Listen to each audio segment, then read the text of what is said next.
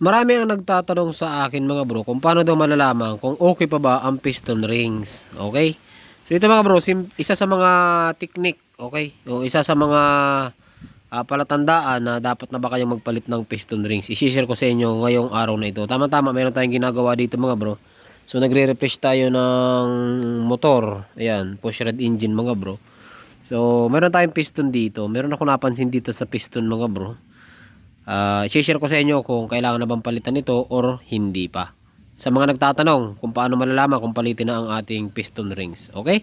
So ayan mga bro, bago po natin umpisan yung ating video, yung mga bago pa lang po dito sa ating channel, huwag niyo pong kalimutan mag-subscribe para po palagi kayong updated tuwing mag-upload po tayo ng mga panibagong videos.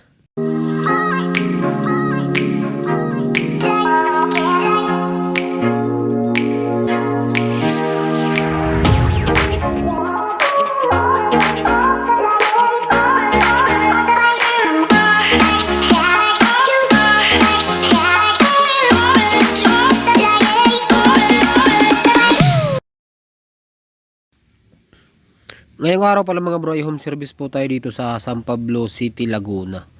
So ito mga bro yung ating piston. At yung nakakabit sa kanya, ayan yung piston rings. Pagpasensyahan nyo na lang, medyo malabo ano. So meron sa piston mga bro, meron po tayong 5 piston yan. Piston rings, okay, meron tayong top 1. Ito po yung smooth. Yung pangalawa yung medyo magaspang.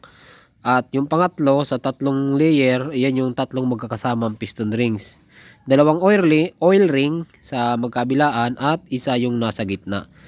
So dito mga bro, dito nagaganap yung pagsabog dito sa top natin. Naka-dome type pa tong piston ano. So dito po yung spark pag nakatutok, nakaganyan, dito sumasabog. So malalaman nyo ito mga bro. Kung mapapansin nyo, hindi pa natin nililinisan po yan ha. Ano? So wala tayong daya, hindi pa natin nililinisan. Kung mapapansin nyo po, dito sa taas maitim. Kasi nga dyan nagaganap yung pagsabog.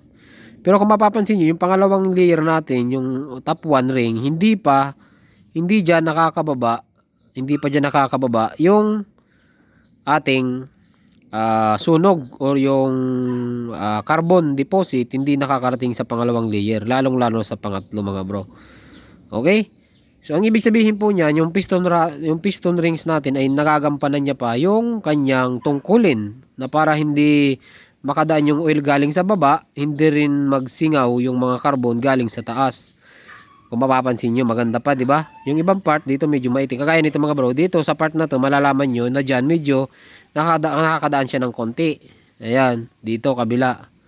Pero kung pa nyo dito sa kabila, ito meron din dito kagaya niyan mga bro. O, medyo maitim siya.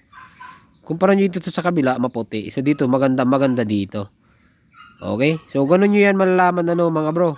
Tapos yung gap ng ring natin mga bro, minsan pag nilagay nyo yan dito sa cylinder wall natin, ayan, dapat may proper gap po yan. Ayan. Pero yun mga bro, kahit naman hindi natin sukatin sigurado, maganda pa to. Kasi dito malalaman natin yan. Kasi pagka ito tumikom na yung piston rings natin mga bro, ang mangyayari talaga nyan, masusunog din tong baba. Okay, tapos normal yan mga bro, dapat gumagalaw. Ayan o, gumagalaw po yan o. Okay, ganyan dapat. Ito yung ilalim, hindi na gumagalaw. Ibig sabihin, nagkaroon na ng mga carbon dito or yung mga langis na nasunog. Sa tagal ba naman kasi nito ng motor mga bro, wala pang galawan to ano. Ayan, so ngayon lang natin to makakalas. So may tricycle pa to, may nakasabit na tricycle. Gamit na gamit talaga yung motor na ito. So ayun lang mga bro, mga basic tips natin dyan. So para malaman natin kung kailangan na bang palitan yung piston rings natin. Malabo yung camera natin mga bro. Basta pag nakatawid dito, may tama na yung unang ring. Okay.